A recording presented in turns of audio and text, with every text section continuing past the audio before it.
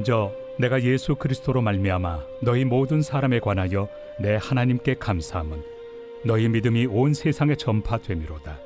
내가 그의 아들의 복음 안에서 내 심령으로 섬기는 하나님이 나의 증인이 되시거니와 항상 내 기도에 쉬지 않고 너희를 말하며 어떻게 하든지 이제 하나님의 뜻 안에서 너희에게로 나아갈 좋은 길 얻기를 구하노라. 내가 너희 보기를 간절히 원하는 것은 어떤 신령한 은사를 너희에게 나누어 주어 너희를 견고하게 하려 함이니 이는 곧 내가 너희 가운데서 너희와 나의 믿음으로 말미암아 피차 안위함을 얻으려 함이라. 형제들아, 내가 여러 번 너희에게 가고자 한 것을 너희가 모르기를 원하지 아니하노니 이는 너희 중에서도 다른 이방인 중에서와 같이 열매를 맺게 하려 함이로되 지금까지 길이 막혔도다. 헬라인이나 야만인이나 지혜 있는 자나 어리석은 자에게 다 내가 빚진 자라. 그러므로 나는 할 수 있는 대로 로마에 있는 너희에게도 복음 전하기를 원하노라. 내가 복음을 부끄러워하지 아니하노니 이 복음은 모든 믿는 자에게 구원을 주시는 하나님의 능력이 됨이라. 먼저는 유대인에게요 그리고 헬라인에게로다. 복음에는 하나님의 의가 나타나서 믿음으로 믿음에 이르게 하나니 기록된 바 오직 의인은 믿음으로 말미암아 살리라 함과 같으리라. 오늘부터 4주 동안 로마서를 가지고 말씀을 나누려고 합니다. 로마서의 핵심적인 부분 4개의 설교로 준비해 보았는데요. 오늘은 그 첫 번째 시간으로 복음이란 무엇인지, 복음에 대해서 함께 나눠보도록 하겠습니다. 바울이 로마서를 기록하게 되었는데 그가 고린도 지역에서 전도하던 시절에 기록을 한 것입니다. 로마서를 기록함에 있어서 특이한 것은 바울이 로마에 한 번도 가보지 않았다는 것입니다. 로마 교회를 만나본 적이 없어요. 성도들을 본 적이 없습니다. 로마 교회는 특이한 것이 사도들 없이 자생적으로 형성되어진 교회였습니다. 그런데 그 믿음이 흔들리지 않고 잘 성장하는 모습에 너무너무 감사해 하는 것이 바울의 고백의 편지의 첫 고백입니다. 우리 1장 8절 말씀 같이 읽어보았으면 좋겠습니다. 먼저 내가 예수 그리스도로 말미암아 너희 모든 사람에 관하여 내 하나님께 감사함은 너희 믿음이 온 세상에 전파됨이로라. 사도들 없이 로마 교회가 형성되었고 또한 형성된 것뿐만 아니라 온 천하에 그들의 믿음이 전파되고 소문나는 것에 대해서 너무너무 감사해야 한다고 이야기를 하고 있습니다. 그래서 이 로마 교회에 빨리 가고 싶은 마음이 바울에게 있었습니다. 여러 차례 시도하였지만 길이 막혔고 상황이 허락되지 아니하여서 가지 못하였습니다. 그래서 너무 가고 싶은 마음에 지금 편지를 보내게 되는데요. 한 번도 보지 못한 사람들에게 편지를 전하고 있습니다. 그 마음이 얼마나 간절하고 얼마나 빨리 보고 싶었는지 느낄 수 있겠죠. 우리 성도님들 한 번도 보지 못한 사람과 편지해 본 적 있으십니까? 우리 예전에 펜팔이라는 거 해본 경험이 있으신가요? 예전에 가요책이나 혹은 잡지 같은 데 뒤에 보면 펜팔 해달라고 목록이 쫙 있습니다. 그러면 거기서 이름 제일 예쁜 사람 그리고 지역이 아름다운 이렇게 관심 있는 사람 이렇게 보내서 펜팔하고 그런 경험이 있죠. 나이가 저보다 좀 많으신 분들은 경험이 대부분 있을 것 같습니다. 저는 펜팔 한번 해봤습니다. 군대에서 옆 소대에 있는 선임이 창현아 너는 태어나서 지금까지 연애도 못 해봤으니 너 연애 한번 해봐라 하면서 자기 여자친구의 동생 주소를 저에게 주면서 펜팔을 해보라는 거예요. 잘해보라고. 고등학생이었습니다. 뭘 어떻게 잘해보려고 하는지 펜팔 몇 번 하다가 중단되게 되었는데 모르는 사람과 인연이 닿아서 이렇게 서로 소식을 전하는 것 쉬운 일은 아닙니다. 그런데 너무너무 사모하고 너무너무 보고 싶으니까 이 로마 교회에게 바울이 편지를 하였습니다. 그럼 뭘 그렇게 알려주고 싶었는가? 이 편지에 무슨 내용이 담겨 있는가? 우리 14절과 15절 말씀 같이 읽어보도록 하지요. 헬라인이나 야만인이나 지혜 있는 자나 어리석은 자에게 다 내가 빚진 자라. 그러므로 나는 할 수 있는 대로 로마에 있는 너희에게도 복음 전하기를 원하노라. 바울이 편지를 쓰는 이유는 로마 교회에게 복음을 전하기 위함입니다. 바로 윗절에 보면은 헬라인이나 야만인이나 지혜자들이나 어리석은 자들에게 내가 빚진 자다. 즉 복음의 빚진 자로 복음을 전하고 싶은 마음이 나에게 있다. 사실 바울이 3차 전도여행까지를 통하여서 여러 믿지 않는 사람들에게 복음을 전한 거 우리가 잘 알고 있습니다. 그런데 15절을 보게 되니까 로마에 있는 교회들에게도 복음을 전하고 싶다고 이야기합니다. 이미 예수를 믿은 자들인데 이들에게 왜 이 복음이 필요할까? 왜 이 교회에게 복음을 전하고 싶어 하는가? 우리가 오해하는 것 중에 한 가지가 뭐냐면 이 복음은 예수 믿지 않는 사람들에게 필요하고 교회 다니는 사람들에게는 복음이 필요하지 않다는 생각입니다. 복음은 모든 사람들에게 필요합니다. 복음은 모든 사람들을 위한 것입니다. 그런데 오히려 교회 밖에 있는 사람들보다 오히려 교회 안에 있는 사람들에게 복음이 더 필요하다 이야기할 수 있습니다. 성경에 있는 특히 이제 신약에 있는 서신서들은 예수 믿지 않는 사람들에게 보낸 것이 아니고 다 교회의 성도들에게 보낸 것이죠. 로마서는 로마 교회에게, 고린도서는 고린도 교회에게, 에베소는 에베소 교회에게 보낸 편지입니다. 다 모든 복음의 내용들이 예수 믿는 사람들에게 전달이 된 것이죠. 왜 필요한가? 예수를 믿고 교인이 되었어요. 그런데 그 이후에 복음적인 삶을 살지 아니하면 우리의 신앙은 유대교처럼 혹은 타 종교처럼 그렇게 종교화되어지고 심지어 우상 숭배자들처럼 변질될 수 있기 때문입니다. 사도들 없이 로마 교회가 형성이 되었습니다. 온전한 복음을 전할 수 있는 가르치는 자가 없었기 때문에 바울은 빨리 가서 그들이 변질되기 전에 혹 믿음이 흔들리기 전에 온전한 복음을 전하고 싶어 했습니다. 그가 갈 수 있는 길이 막히게 되자 그는 글로 써서 온전한 복음을 이 로마서에 담아 그들에게 알려주고자 했던 것이죠. 우리 성도님들, 복음이 예수 안 믿는 사람뿐만 아니라 우리에게 필요하다고 말씀드렸습니다. 제가 한 가지 질문을 통해서 그 이유를 설명해 드리겠습니다. 우리 성도님들, 복음이 무엇일까요? 복음이 무엇입니까? 예수 믿지 않는 사람이, 교회 안 다니는 사람들이 우리 성도님들이 교회 다니는 것을 알고 물어보는 거예요. 너 교회 다니지? 나에게 복음을 좀 설명해 줄래? 복음이 뭐니? 라고 한다면 우리 성도님들 어떻게 설명하시겠습니까? 복음이 무엇이라고 설명하시겠습니까? 우리는 교회 안에 있고 오랫동안 신앙생활을 하다 보니 이 복음이라는 단어가 너무나 익숙하고 복음 성가를 늘 부르다 보니까 복음을 내가 잘 알고 있는 듯 하지만 사실 누군가에게 설명할 때 우리가 명확하게 설명할 수 없다는 것을 자각하게 됩니다. 우리 성도님들, 복음이 무엇일까요? 우리 성도들에게 이 복음의 내용들을 아주 간략하게 설명을 해드린다면 첫 번째, 복음은 예수 그리스도 그 자체입니다. 그리고 예수님이 우리 위해서 십자가에 달려 죽으신 것이 은혜이기 때문에 복음은 은혜라고도 설명할 수 있습니다. 이것을 조금 더 풀면 성도님들이 복음을 누구에게 설명할 때 이 세 가지를 반드시 기억하시면 됩니다. 첫 번째, 나는 죄인입니다. 두 번째, 이 죄의 문제를 내 스스로 해결할 수가 없습니다. 세 번째는 이 죄를 위해 예수님께서 십자가에 달려 죽으심으로 나의 죄의 모든 문제가 해결되었습니다. 이렇게 우리 성도들이 설명하시면 됩니다. 다시 말씀드릴게요. 복음이 무엇인가? 세 가지를 반드시 이야기하셔야 돼요. 나는 죄인입니다. 이 죄의 문제를 나는 해결할 수 없습니다. 그래서 예수님이 나를 위해 대신 죽으심으로 이 죄의 문제가 해결되었습니다. 우리가 흔히 이 복음이라는 것은 예수 믿고 천국 가는 것으로 이해될 때가 많습니다. 그래서 저는 복음을 믿습니다. 저는 예수를 믿습니다. 이렇게 고백할 때 내가 예수를 믿기 때문에 내 죄가 다 사함을 받았기 때문에 죽으면 천국 가는 것, 여기까지 우리 성도들이 많이 알고 있습니다. 그런데 이 복음이 죽은 이후에 천국 가는 정도라면 지금 우리가 복음적으로 살 필요가 없는 거죠. 복음이 나와 아무 상관이 없습니다. 죽을 때만 필요한 게 복음이 돼버리고 예수의 보혈이 필요하게 되는 것이죠. 그래서 우리 성도님들이 교회를 다니지만 복음을 온전히 이해하지 못하면 죽을 때만 필요한 복음으로 착각할 수 있다는 거예요. 복음은 죽을 때뿐만 아니라 나의 삶 전체에 흘러가야 되는 것이 바로 복음입니다. 우리 성도님들이 신앙생활뿐만 아니라 일상의 삶 속에서 내가 죄인인 것과 이 죄의 문제를 내가 스스로 해결할 수 없음과 그리고 예수 그리스도의 은혜로 내가 구원받았음을 이걸 꼭 인지하고 자각하여 살아가야 하는 거예요. 그래서 이 성경의 이 두꺼운 것으로 복음을 믿는 자들에게 전하여주고 이 복음대로 우리가 살라고 복음이 익숙해지고 복음이 능숙해지도록 우리를 초대하고 있습니다. 그래서 이 로마서 전체를 보면 좋겠지만 4편의 설교로 알아보기 원하는데 오늘은 그 첫 번째 시간으로 3가지의 내용을 함께 살펴보겠습니다. 복음의 형식, 복음의 내용, 복음의 능력에 대해서 살펴보도록 하겠습니다. 첫 번째, 복음의 형식입니다. 복음은 어떤 형식으로 되어 있는가? 복음은 헬라어로 유앙겔리온이라고 이야기합니다. 여기서 그 일본 만화 에반겔리온이 이 단어랑 똑같은 거예요. 공감이 없어요. 저만 좋아하나 봐요. 네. 예, 똑같은 단어예요. 네.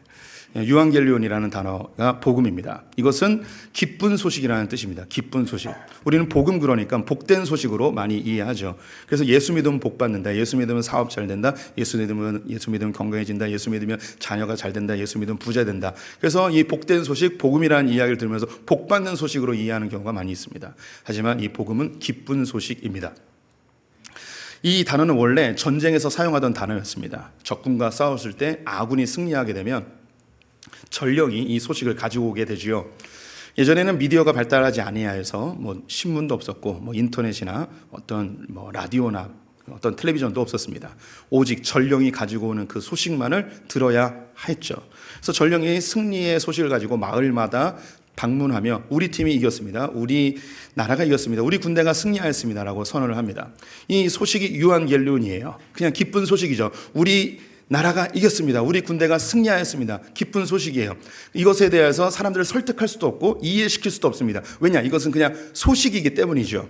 이 소식을 믿는 자들은 그 승리에 함께 기뻐하는 것이고, 이 소식을 믿지 않는 자들은, 의심하는 자들은 기쁨에 동참하지 못하는 거예요. 어떻게 그럴 수가 있어? 우리나라가 그렇게 강한 나라였어? 절대 그럴 수 없어. 저 나라는 너무너무 큰 나라고 너무 강대한 나라야.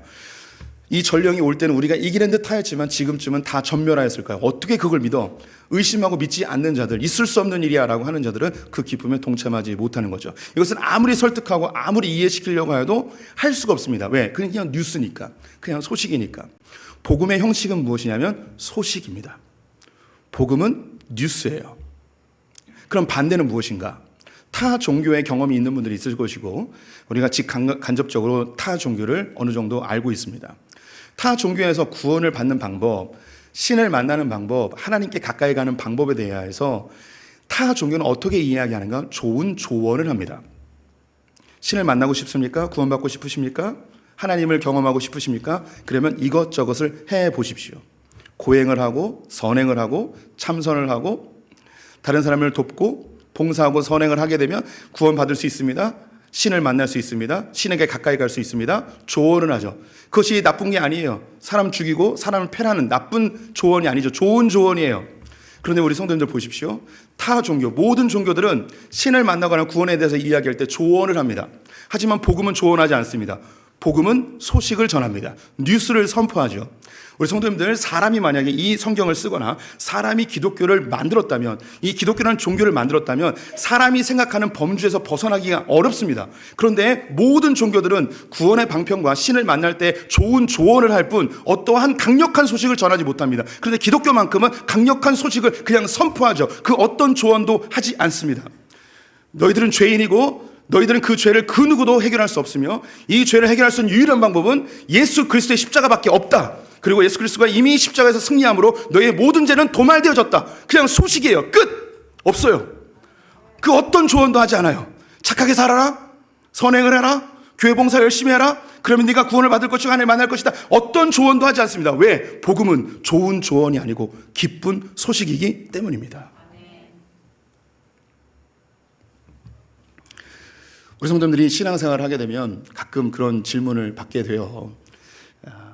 요즘 왜 교회를 다니십니까?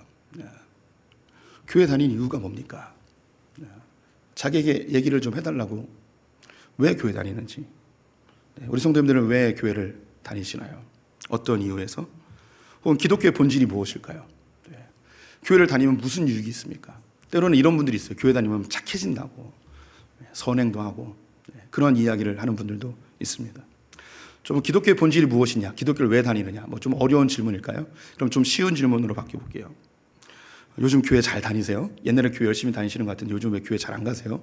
이렇게 다른 사람이 물어볼 수도 있어요. 또 다른 말로 요즘 신앙생활 잘 하세요? 라고 이렇게 묻는 분들도 있을 것입니다. 우리 성도님들이 신앙생활을 잘 하느냐 못하느냐, 교회를 잘 다니느냐 안 다니느냐, yes or no로 대답을 하겠죠. 예 혹은 아니오라고 대답할 것입니다. 그런데 이때 어떤 것으로 우리 성도님은 기준을 삼으시겠습니까? 신앙생활을 잘하고 못하고 무엇으로 기준을 삼으시겠습니까?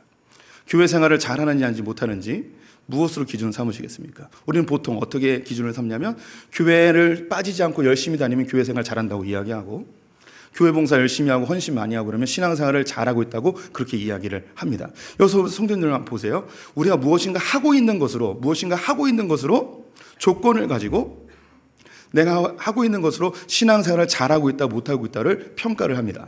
그런데 오늘 읽은 제일 마지막에 보게 되면 오직 의인은 믿음으로 말미암아 살리라 라고 되어 있습니다. 우리의 신앙생활의 기준은 뭐냐면 내가 교회 봉사를 얼마나 잘하고 못하는가가 아니라 내가 얼마나 믿음을 갖고 있느냐로 평가가 되는 것이죠. 내가 믿음을 잘 갖고 있으면, 건강한 믿음을 갖고 있으면 신앙생활을 잘하고 있는 것이고, 건강한 믿음을 갖지 못하면 신앙생활을 잘 못하고 있는 것입니다. 성경은 소식이에요. 성경은 조언이 아니에요. 이렇게 해라 저렇게 해라, 네가 이걸 잘하고 있으면 넌 잘하는 것이고 못하고 있으면 못하는 거야. 이렇게 우리가 어떤 행위의 조건으로 우리의 믿음을 성경은 평가하지 않습니다. 성경은 오직 한 가지입니다.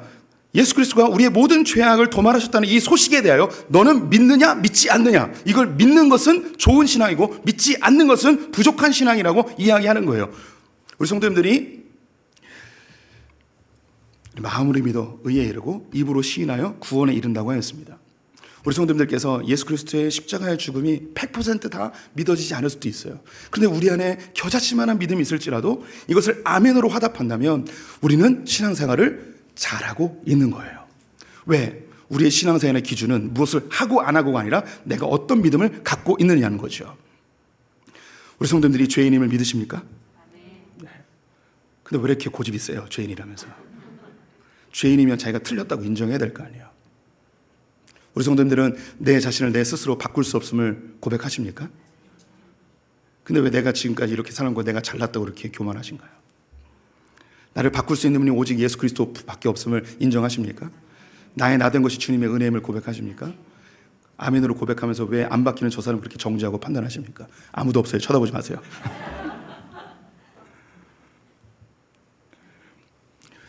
우리가 복음을 안다고 하면 내 자신이 죄인인 것과 내가 이 죄의 문제를 절대 해결할 수 없음과 오직 주님의 은혜로만 바뀌어짐을 고백하는 게 이게 바로 복음이고 이것을 믿는 것이 신앙생활 잘하고 있는 믿음이에요. 그런데 자칫 잘못하면 이 본질적인 기독교의 본질은 사라져버리고 우리가 교회에서 무엇을 하고 저것을 하고 이것을 하고 이런 행위적인 것으로 신앙이 좋고 나쁘고가 평가되는 경우가 많이 있습니다. 그냥 딱 까놓고 얘기해서 흔히 저분 믿음 좋아 할 때 믿음 좋아가 무슨 뜻입니까? 교회 안 빠지고 열심히 하면 믿음 좋아라고 하죠. 행위를 보고 믿음 좋다고 이야기하는 거예요. 저 사람 왜 믿음이 이렇게 약해? 믿음이 별로 없어. 그것은 교회에 잘 안 나오고 분명히 영광 강에는 있을 거예요. 하지만 진짜 믿음은 이 복음을 믿느냐, 내 안에 정말 믿음이 있느냐, 이것이 우리 신앙생활의 중요한 핵심이라 할 것입니다. 복음은 좋은 조언이 아닙니다. 착하게 살라는 조언이 아닙니다. 복음은 소식입니다. 뉴스입니다. 두 번째, 복음의 내용에 대해서 이 뉴스에는 어떤 내용이 담겨 있는가? 17절 말씀 같이 읽어보도록 하겠습니다. 복음에는 하나님의 의가 나타나서 믿음으로 믿음에 이르게 하나니 기록된 바 오직 의인은 믿음으로 말미암아 살리라 함과 같으니라. 복음에는 하나님의 의가 나타났다고 이야기합니다. 복음에 하나님의 의가 담겨 있어서 복음이 증거되는 곳에는 하나님의 의가 드러나게 되어진다고 합니다. 이 복음 안에는 어떤 내용이 담겨 있는가? 하나님의 의가 담겨 있다는 거예요. 그럼 하나님의 의, 갑자기 머리가 멈춰버리죠. 하나님의 의가 뭘까? 이 의라는 단어는요, 해석하기가 굉장히 어려운 단어예요. 그래서 여러 가지 단어들로 성경에서 사용되어져요. 몇 가지 예를 들면 자격, 관계, 길, 뜻, 계획, 마음 이렇게 번역되고 해석될 수 있습니다. 그래서 하나님의 의라는 것은 이것을 종합해서 설명을 하면 하나님이 계획하고 목적하신 뜻, 이 복음에는 하나님이 계획하고 목적하신 뜻이 담겨 있대요. 그래서 복음이 증거되는 곳에 하나님이 계획하고 목적하신 것이 드러나게 되어 있다는 것이죠. 그러면 하나님이 계획하고 목적하신 것이 뭐냐? 우리 사람에 대한, 우리 인간에 대한 하나님의 목적과 계획, 하나님이 처음 천지 창조할 때 아담과 하와를 만드실 때 처음 계획하고 목적하셨던 그 뜻과 계획이 이 복음과 함께 드러나게 되어진다는 것입니다. 다른 말로 사람이 왜 살고 어떻게 살고 무엇을 위해 살아야 되는지 이 복음 안에 담겨 있다는 거예요. 하나님이 원래 사람을 만들 때의 계획, 목적이 이 복음 안에 담겨 있다는 것이죠. 우리 성도님께 질문 하나 해드리겠습니다. 우리 성도님들 왜 사십니까? 무엇을 위해 사십니까? 굉장히 뜬금없는 질문이고 답이 천차만별로 갈릴 수 있는 질문이죠. 어떤 분들은 우리 가운데 죽지 못해 삽니다, 이렇게 고백하는 분들도 있으실지 모르겠습니다. 죽지 못해 산다, 진짜 죽고 싶다는 이야기는 아니고 내가 원하는 대로 무엇이 되지 않으니까 너무 힘들어서 죽고 싶다는 의미이겠죠. 우리 성도님들은 왜 사십니까? 무엇을 위해 사십니까? 삶의 의미가 무엇입니까? 어떤 분은 돈을 위해서 살기도 하고 좋은 직장과 자녀가 좋은 대학에 가는 것, 자녀를 잘 키우기 위해서 혹은 집을 사기 위해서, 쾌락을 위하여, 사람을 얻기 위하여 다양한 삶의 목적들이 있을 거예요. 이것은 오늘날의 질문뿐만 아니라 고대로부터 지금까지 모든 인간들이 생각하는 질문이었습니다. 그래서 많은 철학자들과 사상가들이 사람이 왜 사는가에 대한 대답을 찾았는데 한 가지로 집약이 되었습니다. 그것은 뭐냐면 행복을 위해서 사는 것입니다. 모든 사람들이 삶의 방향과 목적은 결국은 행복입니다. 자기 자신이 행복해지기 위해서 살아가는 거죠. 돈을 버는 이유, 돈이 자체가 문제가 아닙니다. 행복해지려는 거예요. 좋은 직장, 좋은 대학, 이것이 진정한 목표가 아니고 그것을 이룸으로 인하여서 자기가 행복을 느끼기 위해서입니다. 누군가의 사귐의 관계, 행복을 위해서이죠. 그래서 자기의 행복을 위하여 모든 것을 결정하고 선택하는 것이 인간의 삶의 방향이고 목적이 되어버렸습니다. 그럼 이런 질문을 할 것입니다. 어떤 사람들은 다른 사람을 위해서, 타인을 위해서 살아가는 사람들도 있지 않습니까? 봉사나 섬김, 이런 것, 자녀 양육, 이런 것, 이런 이야기를 할 수 있겠지만 사실 그 부분에 있어서 누군가 돕고 봉사하는 것 역시 자기 자신의 내적인 만족, 자기 행복 때문에 다른 사람을 돕는 거예요. 다른 사람을 도움으로 인해서 내가 행복감을 느끼거든요. 그래서 다른 사람을 도울 때 그 사람이 나의 도움에 대하여 부정적인 반응을 보이거나 혹은 이것이 아무 효과가 없다고 하면 여기에 우리는 배신감과 그리고 회의감이 들어서 그 봉사하고 돕는 것을 중단해 버리죠. 나의 감정과 관계없이 그 사람을 위해서라면 그냥 무조건 도와야 되는데 내 감정이 손상을 입으면 바로 중단해 버리는 게 우리의 봉사이고 우리의 섬김입니다. 결국 누군가를 돕는 것도 자기 자신의 행복을 위해서 돕고 섬기는 것이죠. 자녀 양육, 우리 성도님들이 많이들 자녀들을 위해서 헌신하는데 자녀들이 잘 되는 거 진짜 자녀를 위해서입니까? 저는 솔직히 자녀를 위해서입니까? 아니에요. 자녀가 잘 되면 내가 행복해요. 자녀가 말썽 피우면 내가 힘들어요. 왜 자녀가 착했으면 좋겠냐? 내가 편해지니까. 자식이 말썽을 피우면 내가 힘들어요.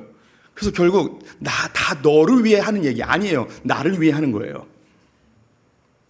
우리의 인생은 결국 다 자기의 행복을 위해서 결정하고 선택을 하게 되어 있습니다. 우리 모두가 다 자기의 행복을 위해서 사는데 한 가지 더 질문하겠습니다. 우리 성도님들 행복하십니까? 애써 웃지 마세요. 행복한 척 하지 마세요. 정말 행복하십니까? 세상에 있는 모든 사람들이 그 이전에는 행복이라는 단어도 잘 얘기하지 않았어요. 그런데 어느 순간부터 모든 사람들이 행복해지고 싶어요. 행복해지고 싶어서 사는데 행복해지지 않아요. 행복이 우리의 삶에 정말 잡히지 않는 듯 합니다. 우리는 행복해지기 위해서 휴가를 갑니다. 휴가를 가는 순간 불행해집니다. 옆집은 해외로 갔어요. 우리는 제주도 가요. 불행해져요. 행복해지려고 휴가를 가는데 불행해집니다. 차 한 대만 있으면 행복하겠다. 그래서 차 없는 데가 너무 불행해요. 그래서 돈을 모아서 차 한 대를 샀습니다. 차를 사는 순간 불행해집니다. 왜 옆집은 좋은 차인데 내 차는 똥차일까? 집 한 채만 있으면 너무너무 행복하겠다 생각하는데 이 집을 사는 순간 다시 불행해집니다. 왜 저 김 집사는 더 좋은 집에 살까? 우리는요, 행복해지고 싶어서 안달이 나 있는데 진짜 행복은 누리지 못해요. 이것을 한 사회학자가 행복 스트레스라고 이야기합니다. 우리의 목표가 행복해지기 위해 살다 보니까 행복을 차지하지 못하고 행복해야 돼 이 생각만 하다가 행복하지 않고 행복의 스트레스만 받는 그런 인생들로 전락하고 있다는 거예요. 아주 탁월한 통찰입니다. 그런데 하나님께서 우리를 창조하실 때 하나님의 의가 복음에 나타났다고 이야기했잖아요. 복음이 증거될 때는 하나님의 의가 나타나요. 다시 말해 하나님이 인간을 만드신 목적과 계획이 드러나게 된다는 거예요. 우리 성도님들, 성경은 우리를 행복을 추구하도록 만들지 않았어요. 그럼 우리는 무엇으로 사는 존재가 됐을까요? 성경에 나와 있어요. 오직 의인은 믿음으로 말미암아 살리라. 우리는 행복하기 위해서 사는 자들이 아니고 행복을 위해 사는 자들도 아니고 행복 때문에 사는 자들이 아니에요. 우리는 믿음으로 사는 자들이에요. 근데 이 앞에 조건이 있는데 의인은 오직 믿음으로. 의인이 뭘까요? 의인은 착한 사람, 죄에 안 진 사람? 하나님의 의를 설명해 드렸습니다. 하나님의 의를 설명했기 때문에 이 의인이 조금 더 이해하기 쉬워요. 하나님의 의라는 것은 하나님이 인간을 만들 때 목적하고 계획하신 바가 그 뜻이 하나님의 의예요. 그럼 의인이라는 것은 뭐겠습니까? 하나님이 목적하고 계획하신 바대로 살아내는 사람을 의인이라 이야기하는 거예요. 착한 사람이 의인이 아니고 하나님의 목적과 계획대로 사는 사람을 의인이라 이야기하는 거죠. 여기 계신 분들이 바로 그분들입니다. 우리는 행복하기 위해서 사는 자들이 아니고 우리는 믿음으로 사는 자들이에요. 그럼 이 믿음이 뭔가? 믿음을 종교적 언어로 생각하시면 안 돼요. 우리는 일상생활 속에서도 믿음이라는 단어를 많이 사용합니다. 저 식당 아저씨는 믿을만해. 저 채소집 아줌마는 믿을만해. 저 친구는 믿을만해. 쟤는 믿을 수 없어. 이 믿음은 관계 속에서 일어나는 단어이지 절대 종교적 단어가 아니라는 거예요.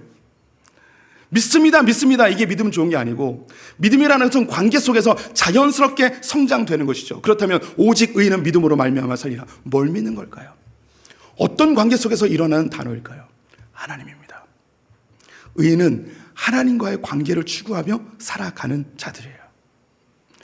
이전에 우리가 죄인 되었을 때는 하나님을 찾을 수도 없었고 만날 수도 없었습니다. 예수님께서 우리의 죄를 다 십자가에 달려 짊어지시고 우리의 죄를 도말하심으로 하나님과 우리 사이에 있는 휘장이 찢어져 하나님께 담대히 나갈 수 있는 권세를 얻게 되었습니다. 이제 우리는 하나님을 알 수 있고 하나님이 성령으로 임재하셔서 주님이 늘 우리와 동행하시는 그 친밀한 관계가 되었습니다. 그래서 우리 믿는 자들은 복음 안에는 하나님의 의가 나타나 있는데, 즉 다시 말해 하나님과 친밀한 관계가 이 복음 안에서 회복이 된다는 거예요. 그래서 그분 우리는 아빠, 아버지라 부를 수 있는 거죠. 갈라디아서 4장 말씀 같이 읽어보겠습니다. 너희가 아들임으로 하나님이 그 아들의 영을 우리 마음 가운데 보내사 아빠 아버지라 부르게 하셨느니라. 이전에 하나님을 저 멀리 있는 분이나 가까이 할 수 없는 혹은 사장님처럼 우리를 감시하고 심판하는 분으로 생각했다면 이제 이 하나님을 나의 가장 좋은 아버지로 시선을 바꾸셔야 됩니다. 복음이 그걸 바꾸는 거예요. 복음이 하나님이 나의 아버지시구나, 선한 목자이시구나, 나와 늘 동행하시는 분이구나, 이걸 알게 해요. 이게 믿음이에요. 이게 믿음. 믿음은 종교적 용어가 아니고 관계 속에서 일어나는 단어예요. 아주 자연스러운 하나님을 알아가면서, 이 믿음은 우리가 보이지 않는 하나님이기 때문에 말씀을 통하여 들음에서 나고 들음은 오직 그리스도의 말씀으로 말미암는다고 기록되어 있습니다. 말씀을 통하여 기록된 성경을 통하여 하나님이 누구이신지 알아가면서 그분을 신뢰하는 게 하나님이 우리를 만드신 궁극적 목적이라는 거예요. 복음에는 하나님의 의, 즉 하나님과의 관계의 친밀성이 담겨 있습니다. 세 번째로 복음의 능력입니다. 16절 말씀을 같이 읽어보도록 하겠습니다. 내가 복음을 부끄러워하지 아니하노니 이 복음은 모든 믿는 자에게 구원을 주시는 하나님의 능력이 됨이라. 먼저는 유대인에게요 그리고 헬라인에게로다. 이 복음 안에 하나님의 의가 담겨 있습니다. 하나님과의 친밀한 관계, 하나님과의 믿음의 관계가 이 안에 담겨 있어요. 이 하나님과의 믿음의 관계 속에서 나타나는 게 뭐냐면 능력이 나타나기 시작합니다. 바울은 복음을 부끄러워하지 않는데요. 왜냐하면 이 복음 안에 하나님의 능력이 있기 때문이라고 합니다. 우리 성도님들 복음을 부끄러워하시나요? 자랑스럽게 여기시나요? 이런 질문 좀 어렵죠. 우리 성도님들 교회 다니는 게 자랑스러우신가요? 부끄러우신가요? 예수 믿는 게 자랑스러우신가요? 부끄러우신가요? 제 친구 중에 인도네시아 선교를 하다가 지금은 담임 목회를 하고 있는 친구가 있습니다. 신학교 다닐 때 사모님이 아기를 갖게 되었는데, 그래서 아기를 가졌으니까 남자아이였어요. 하나님 앞에 기도하면서 이름을 짓게 되잖아요. 우리 성도님들도 자녀의 이름을 짓기 위해서 하나님께 기도도 하고 또 목회자에게 부탁도 하고 그러셨었죠. 그 친구는 하나님께 기도했습니다. 하나님, 뱃속에 아이가 있는데 이 아들을 위해서 이름 하나만 줘주세요. 하나님, 어떤 이름 하면 좋을까요? 하나님께 막 기도하던 중에 내적인 음성이 들려왔습니다. 네 아들의 이름을 복음이라 하여라. 그래서 복음이라고 지는 거예요. 이 친구가 갑자기 당황했습니다. 주님, 복음이요? 잘못 이야기한 거 아닙니까? 주님, 너무 하시는 거 아니에요? 어떻게 사람 이름을 복음이라고 짓습니까? 주님, 너무 하십니다, 주님. 그래서 사모하고 이야기를 했습니다. 하나님이 이름을 복음이라고 지어라고 했대요. 어떻게 하면 좋겠냐? 그럴 수 없다는 거예요, 사모도. 학교 가서 복음이라고 이렇게 별명이 붙여지면 어떡하냐고, 어떻게 하냐고, 어떻게 복음이라고 짓냐고, 다시 좀 가서 하나님께 다시 제대로 듣고 오라고. 그래서 그 다음날 다시 기도하러 갔습니다. 하나님께 열심히 기도했죠. 하나님, 복음은 아닙니다. 이 복음을 하면 애 놀림당합니다. 너무 부끄럽습니다. 그때 하나님께서 다시 내적인 음성을 들려주셨습니다. 오늘 본문의 말씀, 내가 복음을 부끄러워하지 아니하노니. 이 말씀 앞에 제 친구는 거절할 수 없이 아들의 이름을 복음이라고 지었습니다. 얼마 있다가 딸을 낳게 되었습니다. 딸의 이름을 지어야 되는데 또 하나님께 물었습니다. 묻지 말고 그냥 짓지. 또 물었습니다. 또 성경 말씀으로 말씀해 주셨습니다. 오직 의인은 믿음으로 말미암아 살리라. 오직 의인, 믿음. 무엇으로 지었을까요? 믿음이라고 지었습니다. 딸아이 이름은 믿음입니다. 아들은 복음, 딸은 믿음. 한국에서 안 키웁니다. 우리 성도님들은 복음을 부끄러워하십니까? 교회 다니는 게 부끄럽습니까? 예수 믿는 게 혹시 부끄러우십니까? 혹시 부끄러울 수도 있습니다. 그럼 왜 부끄러우십니까? 이런 대답을 할 거예요. 제가 지은 죄가 너무 많아가지고 어디 가서 교회 다닌다고 말도 못하겠어요. 신앙생활을 열심히 하지 못해서 목사님 얼굴 볼 면목이 없네요. 참 부끄럽습니다. 이렇게 부끄러워하는 분들도 있을 거예요. 어떤 분들은 한국 교회가 너무 못된 짓을 많이 해서 내가 어디 가서 교회 다닌다고 말도 못하겠어요. 어떤 목회자들의 그 특정한 사건들을 언급하면서 목사님들이 똑바로 목회를 하지 못했는데 어디 가서 부끄러워서 얘기도 못하겠습니다. 이런 이야기를 할 수 있습니다. 분명히 맞는 말입니다. 그런 것에 대해서 우리는 애통해하고 부끄러울 수 있습니다. 하지만 성경은 복음을 부끄러워하지 말라고 이야기합니다. 왜냐하면 그 안에 하나님의 능력이 담겨있기 때문이죠. 사단은 우리에게 완벽한 것을 요구합니다. 우리가 죄 조금 지으면 너 같은 놈 교회 가면 안 돼. 너 이 죄 지은 거 하나님이 알고 성도들이 알고 목사님이 알면 너 얼마나 창피 주겠니. 너 이렇게 살 바에는 그냥 교회 다니지 마. 교회 한두 번 빠지면 사단이 우리의 마음속에 찾아와서 우리를 또 미혹합니다. 너 이렇게 빠져서 다시 가면 얼마나 창피하니. 너 이럴 바에 그냥 다니지 마. 너 똑바로 하지 못할 바에는 하지도 마. 남자가 말이야 한번 칼을 뽑았으면 물에도 빼야지. 제대로 신앙생활하지 못할 바에는 그냥 아예 하지 마. 이렇게 사단이 우리를 미혹합니다. 우리를 주눅들게 하죠. 우리 죄책감에 시달리게 합니다. 하지만 하나님의 능력이 이곳에서 작동되어야 합니다. 이런 사단의 음성에, 사단의 미혹에 우리는 담대하게 복음을 선언해야죠. 하나님 나에게 완벽한 것을 요구하는 것이 아니고, 내가 온전하게 사는 것을 요구하는 것이 아니고, 내가 죄 하나도 짓지 않는 그런 어떤 조건을 제시하는 것이 아니고, 이 복음은 이미 선포이고 소식이고 뉴스이고, 나의 과거 현재 미래 모든지는 예수 그리스도의 십자가 앞에 다 도말되었고, 하나님은 자기 아들을 아낌없이 나에게 주신 것처럼 내가 어떤 상황에 있을지라도 나를 용서하시며 가장 좋은 아버지로서 이 죄에 대한 대가를 내가 혹시 이 땅 가운데 지불할지라도 주님은 나에 대한 사랑을 절대 변치 않으심을 나는 확신한다. 사단 앞에 선포할 수 있어야 합니다. 그리고 우리는 그렇게 선포하고 이 자리까지 오게 된 것이죠. 한국에 있는 교회가 세계에 있는 여러 교회들이 비난을 당할 수 있습니다. 사람들로부터 손가락질 당할 수 있습니다. 특정 목회자의 범죄와 그들의 허물에 대해서 우리는 창피할 수 있습니다. 하지만 하나님의 복음의 능력은 어떠한 교회의 연약함이나 성도들의 죄악이나 목회자들의 허물이 있을지라도 이 복음은 생명력 있어 반드시 전파되어지며 땅끝까지 이르게 되어져 있습니다. 결국은 이 복음은 승리하게 되어 있습니다. 지금까지 수많은 교회들이 허물과 연약함이 있었지만 이 교회와 이 복음이 사장되어지거나 이 교회가 무너지지 않았습니다. 지금까지도 확장되어지고 있고 지금도 전 세계의 복음이 편만하게 확장되어지고 있음을 성도님들을 보실 수 있습니다. 복음에는 능력이 있습니다. 하나님의 능력이 있습니다. 사단이 우리 성도들이 아무리 비난하고 아무리 미혹하여도 우리는 복음의 능력으로 담대히 설 수 있습니다. 이게 복음이고 이게 우리의 믿음이 되어야 합니다. 말씀을 맺겠습니다. 복음은 조언이 아닙니다. 소식입니다. 이 소식을 우리가 믿고 기쁨을 누려야 합니다. 이 복음에는 하나님의 의가 담겨 있습니다. 즉 하나님과 우리 사이에 친밀한 관계를 선언하고 있는 내용이 담겨 있습니다. 우린 더 이상 죄인이 아닙니다. 우리의 죄는 예수 그리스도 십자가에 다 도말되어졌습니다. 이제는 이 세상의 법이 아니라 죄의 법이 아니라 생명의 법, 성령의 법에 의하여 하나님이 우리의 죄에 대하여서 예수 그리스도의 십자가에 다 맡겨버리시고 넌 괜찮아. 다시 일어나.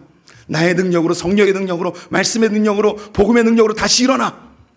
사단이 너를 아무리 미혹하고 아무리 참수하고 아무리 너를 죄책감에 몰아넣을지라도 십자가의 능력으로, 복음의 능력으로 다시 일어나서 나와 함께 가자.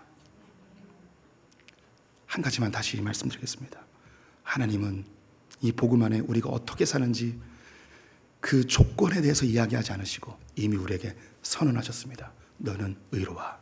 너의 모든 죄를 나는 십자가에서 해결했어. 넌 나에게 와. 걱정하지 마. 내가 다 보여줄게. 주님의 복음의 능력을 믿고 승리하는 분들 되셨으면 좋겠습니다. 우리 시간 힘차게 박수치면서 죄에서 자유롭게 함은 찬양하겠습니다.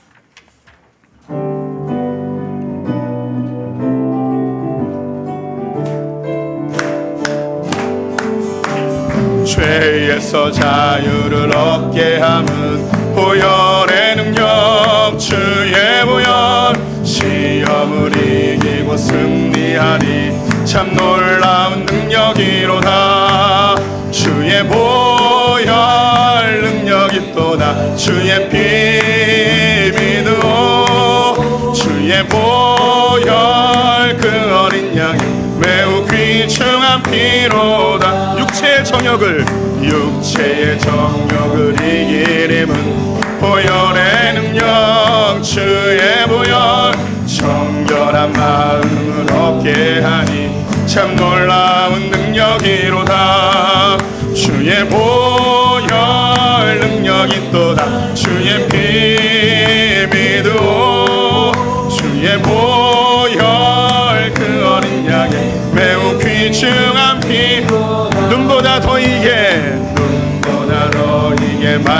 밝히시는 것 보혈의 능력 주의 보혈 부정한 모든 것 밝히시니 참 놀라운 능력이로다. 아멘. 주의 보혈 능력이 또다. 주의 피 믿으오. 주의 보혈 그 어린 양의 매우 귀중한 피 주의 보혈 능력이 또다. 보혈 능력이 또다. 주의 피 믿으오. 주의 보혈 그 어린 양의 매우 귀중한 피로다. 지금 우리 주 예수 그리스도의 은혜와 하나님 아버지의 무한하신 사랑과 성령의 교통하심이